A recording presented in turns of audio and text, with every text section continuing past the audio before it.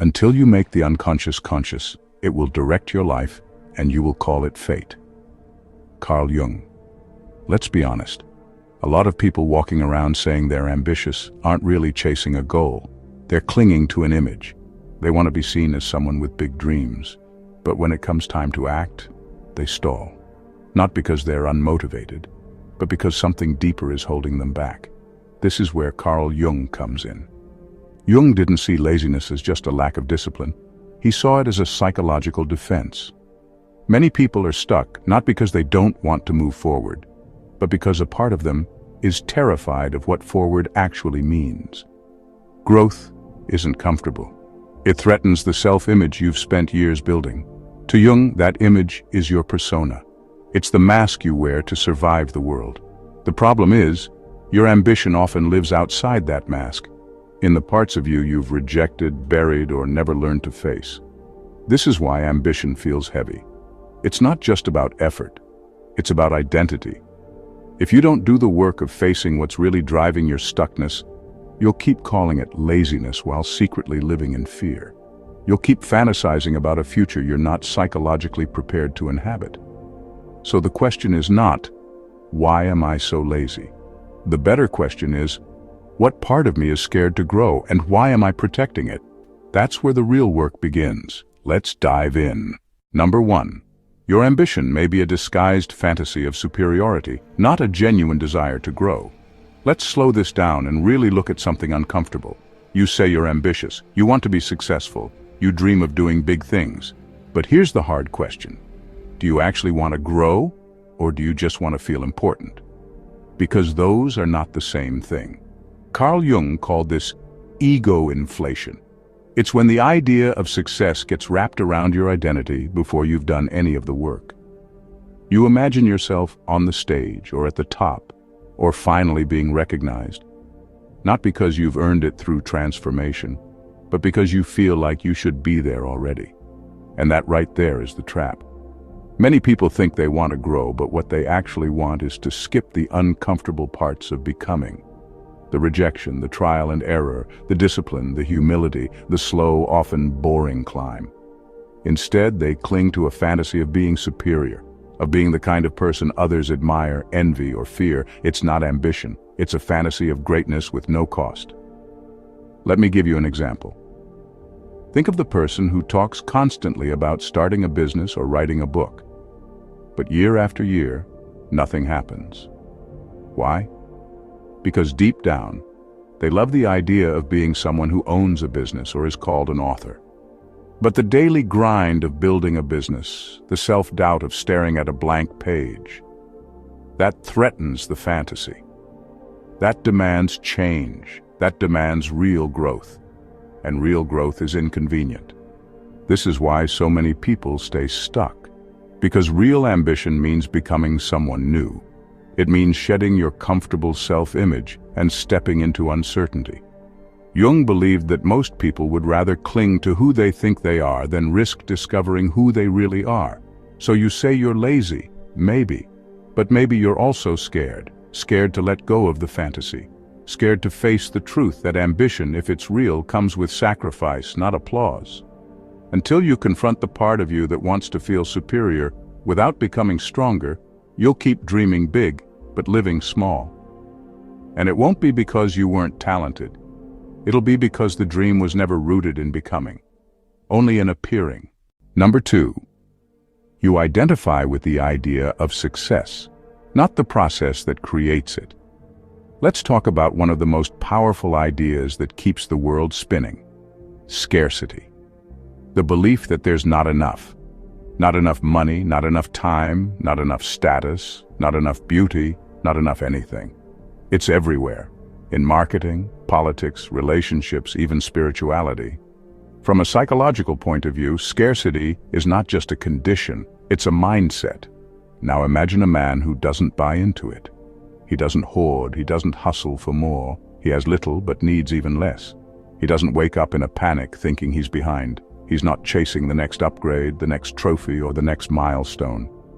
His life is simple but not empty. In fact, he seems full, focused, grounded, even joyful.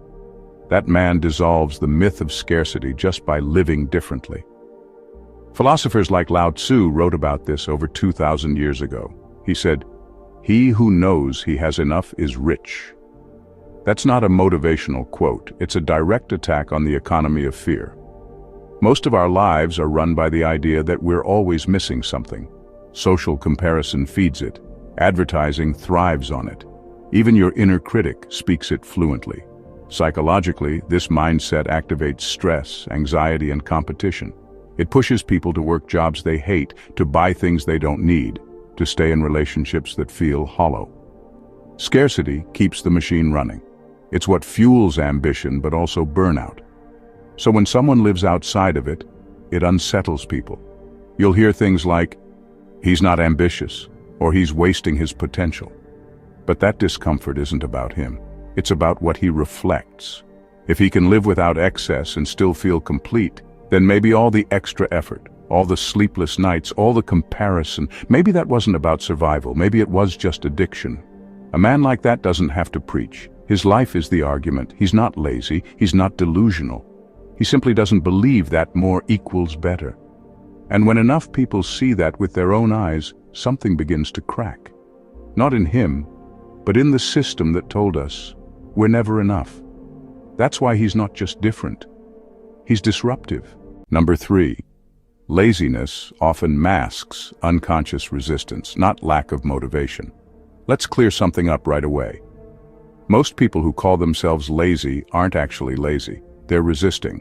And not in a weak or passive way. They're resisting with everything they've got.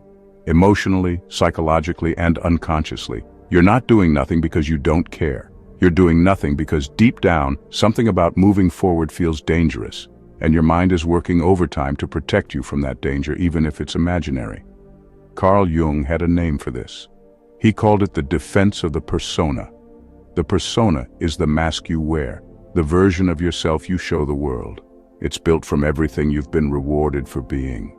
Maybe you've always been the smart one, or the nice one, or the creative type. You've learned to live inside that identity, and you protect it like your life depends on it. Here's the problem. Real growth often demands that you outgrow that mask. You might need to be bold instead of agreeable, disciplined instead of spontaneous, uncomfortable instead of in control. And that threatens your image of yourself. So what does the mind do? It resists. Think about a student who's always been praised for being naturally gifted. The moment a challenge shows up that they can't immediately master, they hesitate. They procrastinate. They suddenly feel tired, distracted, or unmotivated. Why? Because trying and failing would challenge the belief that they're effortlessly smart. So the psyche shuts it down. This is not laziness. This is psychological self-protection. Philosopher Soren Kierkegaard once said, "The most painful state of being is remembering the future. When we imagine who we could be, but don't act on it, the tension becomes unbearable. Instead of facing it, we avoid, deflect, distract. Resistance shows up as scrolling, binge-watching, resting too much, or becoming oddly busy with low-effort tasks. But underneath all that is a part of you screaming, if I try this and fail, who am I then? The truth is, you stay stuck, not because you don't want to change, but because change would mean tearing apart your current self-image and rebuilding from the inside out. It's not about laziness, it's about fear dressed as comfort. And until you recognize that, you'll keep protecting a version of yourself that was never meant to be permanent. Number 4. Your shadow contains the discipline and hunger you avoid. Let's talk about a side of you that doesn't get much airtime. The part of you that's buried, avoided, maybe even feared. Carl Jung called this the shadow. The part of your personality that holds everything you've rejected, denied, or decided was too much to show the world. Here's the surprising twist. Your laziness may not come from a lack of drive. It might come from pushing away the very part of you that holds your fire. The part that's aggressive, disciplined, obsessive, even ruthless when it needs to be. In other words, the part of you that could actually get things done. Most people are taught to be nice, agreeable, and easy to manage from a young age. You're told not to be too intense, not to want too much, not to act too boldly. So what happens? That inner force, your ambition, your hunger, your raw willpower, gets shoved into the shadow. You decide it's ugly or dangerous or not who I am. But here's the thing, that energy doesn't disappear. It just gets buried. And then, when you need it, when it's time to take action or build something or push through discomfort, it's nowhere to be found, because you've trained yourself to believe that strong, forceful energy is a problem. So instead of letting that drive surface, you moralize your avoidance. You say things like, I'm just being gentle with myself, or I don't want to become one of those obsessive people. But deep down, you're scared of your own power. Philosopher Friedrich Nietzsche once said, be careful, lest in casting out your demon, you exercise the best thing in you. That's exactly what many of us do.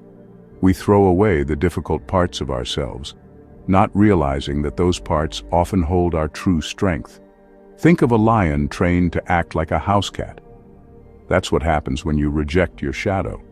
The hunger is still there, but you've convinced yourself it's bad. So you live in a cage of politeness, indecision, and self-sabotage. Real discipline doesn't come from forcing yourself to work harder. It comes from reclaiming the part of you that already knows how to go after what it wants, without apology. Your fire isn't gone. You just buried it. Number 5. The ego wants success, but not transformation. This one cuts deep, so let's slow it down. You say you want success, you want the results, the status, the freedom, the recognition, and maybe you even want to grow a little. But here's the brutal truth. You don't really want transformation. You want to add success to your current identity, not change who you are at the core. That's not growth. That's ego management. Carl Jung warned us about this exact trap. He believed that real transformation requires what he called ego death. That doesn't mean losing your mind or giving up your personality. It means that the identity you've built, the one shaped by survival, praise, trauma, and habit, has to die for something deeper to emerge. But here's the catch. The ego does not want to die. It wants to stay in control. It wants to improve itself, not replace itself. It says, let's become successful, but let's not face our fears. Let's look confident, but not deal with our shame. Let's build a brand, but let's not examine the person behind it. That's why so many people stay stuck, not because they're lazy or undisciplined, but because they fear the cost of becoming. Because to truly grow, you don't just upgrade, you unravel.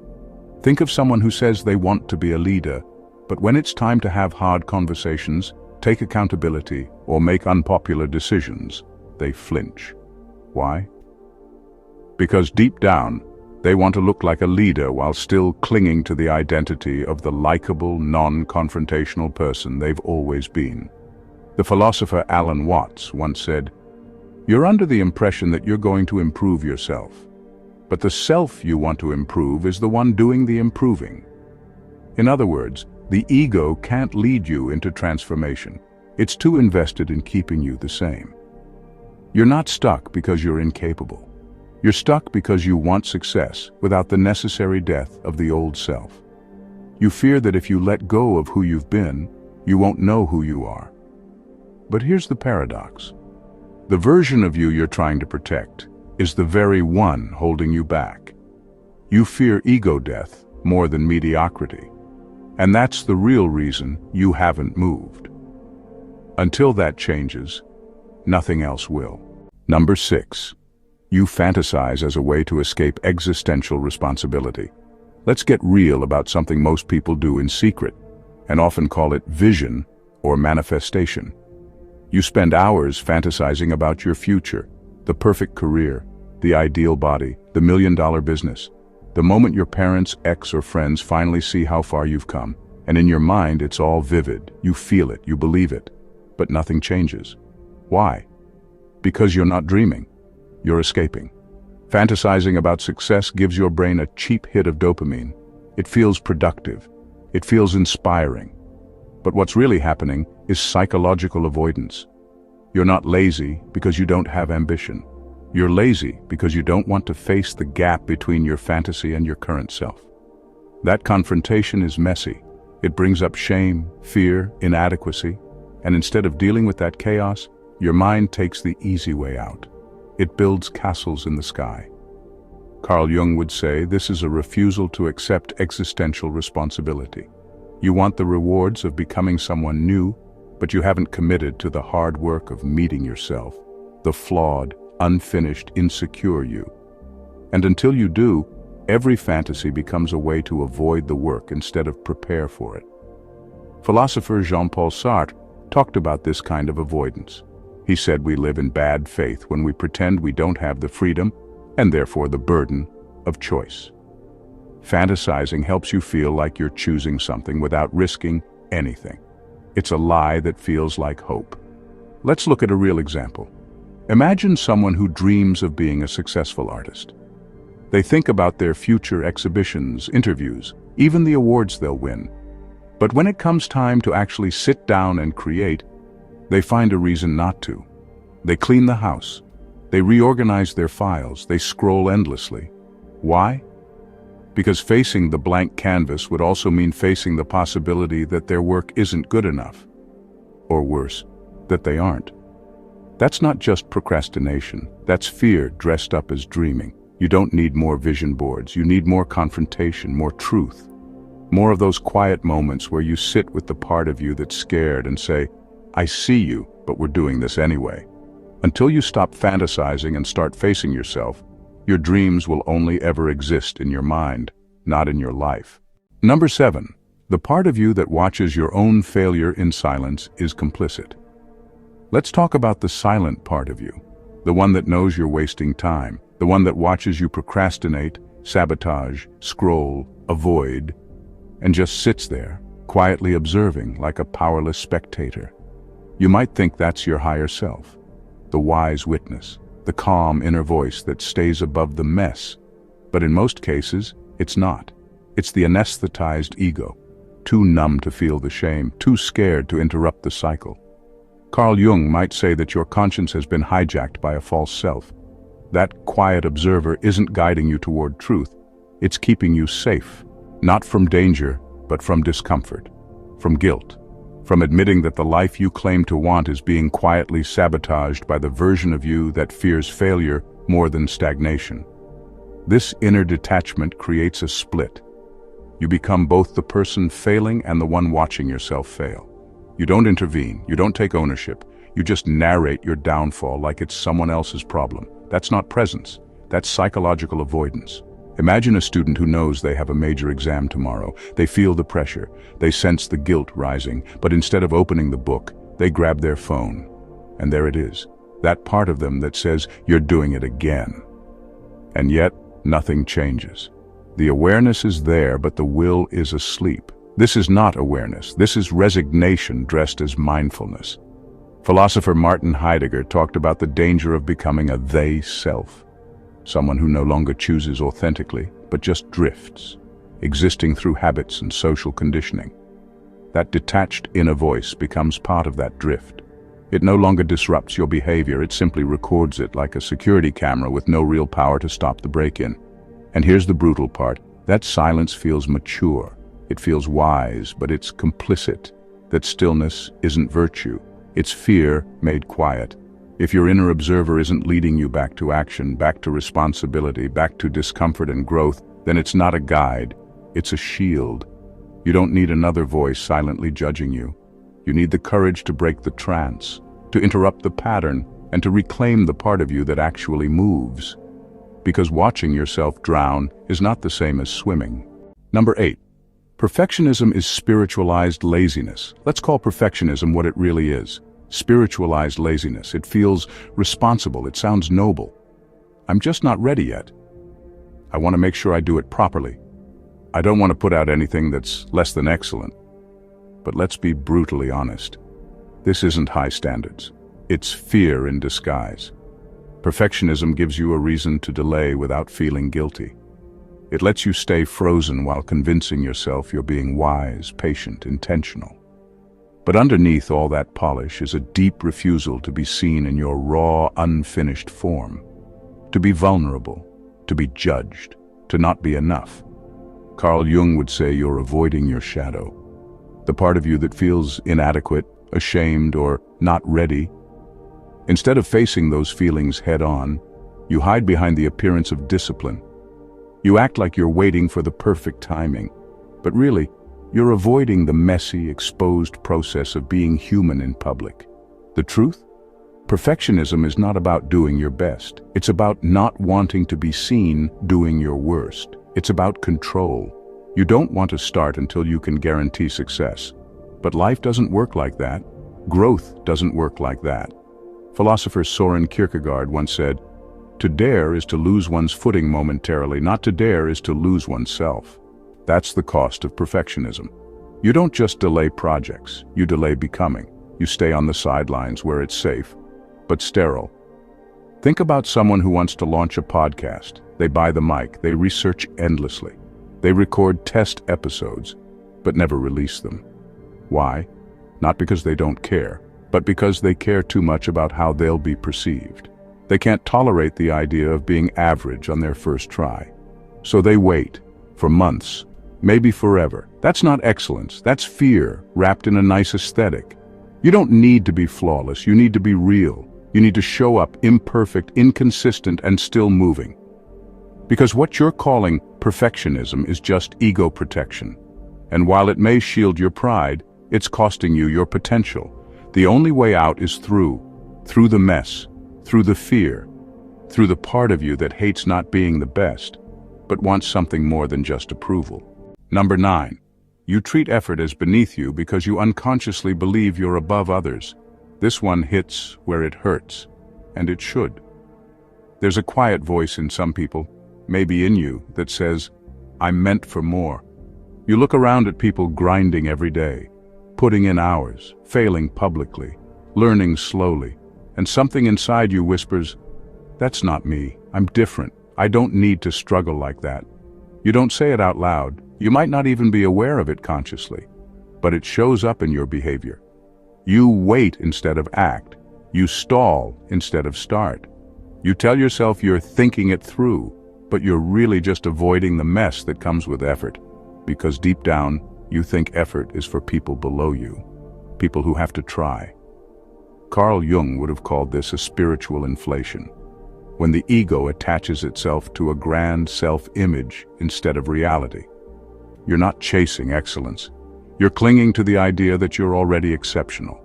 You want success to be a reveal, not a result. You want people to see your genius, but without the risk of showing them your process. And that's not ambition. That's spiritual arrogance. Real ambition is willing to crawl before it walks. It's willing to fail badly, to be laughed at, to feel ordinary on the way to becoming extraordinary. But when you secretly believe the rules don't apply to you, when you think you're too special to sweat, you don't grow. You wait. And the longer you wait, the more bitter you become, because the world refuses to deliver what you feel entitled to. Nietzsche warned about this kind of self-deception, when people build castles in their heads and call it destiny, but refuse to do the bricklaying in the dirt. Philosophy calls it noble idleness, where someone believes they're above the crowd but does nothing to prove it except imagine. Here's the truth. Greatness demands humility first, the kind that scrapes its knees, starts ugly, and learns in public. You are not above effort. You are not exempt from discipline. And the longer you believe you are, the further your fantasy self drifts from who you actually are. No one gets out of becoming, and pretending you're too gifted to grow is the surest way to stay stuck. Number 10. The unlived life festers into resentment. This one should stop you in your tracks, because it's not just about missed opportunities, it's about what happens to the parts of you refuse to live. Every time you choose laziness over action, distraction over discipline, avoidance over becoming, you're not just putting off a goal, you're burying a version of yourself alive. And here's the brutal truth. That unlived self doesn't die peacefully. It festers.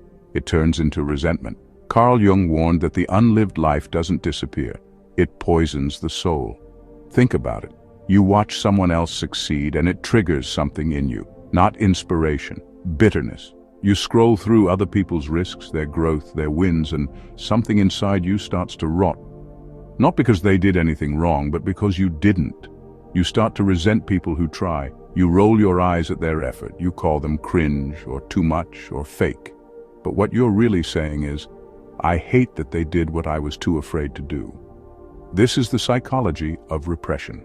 When your potential is denied an outlet, it doesn't vanish. It curdles into self-hatred, into jealousy, into contempt for anything that reminds you of the person you could have been. Philosopher Albert Camus said that the only way to deal with an unfree life is either to rebel or to decay. Most people choose decay, slowly, passively, quietly. They call it being realistic. But it's just fear hardening into cynicism. Jung also talked about the shadow. And when your unlived potential becomes part of that shadow, it doesn't stay quiet.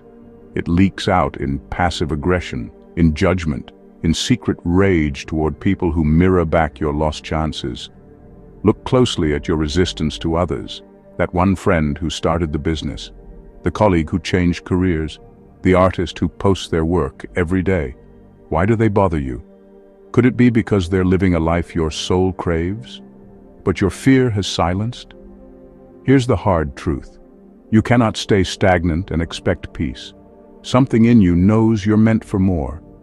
And when you ignore that knowing, it doesn't forgive you. It builds a case against you, quietly, relentlessly. Laziness is not neutral. It is a slow betrayal of the self. And every time you choose it, you're not just avoiding effort, you're feeding the very bitterness that will one day swallow you whole. In final words, until you make the unconscious conscious, it will direct your life and you will call it fate. Carl Jung. Let's finish this honestly. If you've been calling yourself lazy, you're not naming the real problem. What you're likely dealing with is unexamined fear, disguised superiority, and a deep resistance to becoming someone new. That's not laziness. That's a psychological defense system.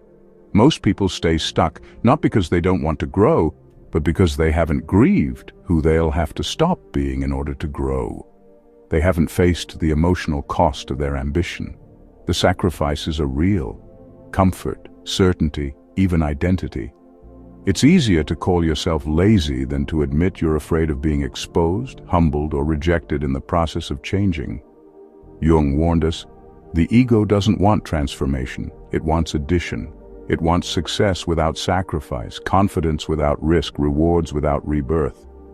But true growth demands that something in you dies, and most people choose the slow death of unrealized potential over the real pain of becoming. If you spend your life fantasizing, overthinking, procrastinating, or calling yourself deep because you suffer in place, then you are not introspective, you are stuck. And staying stuck will slowly corrode your spirit, until resentment replaces hope and your unlived life becomes the heaviest thing you carry. This is not a motivational speech, this is a mirror, and what you do next is entirely yours to own. You can protect your self-image, or you can change your life, but not both. Thank you for watching, and see you in another exploration.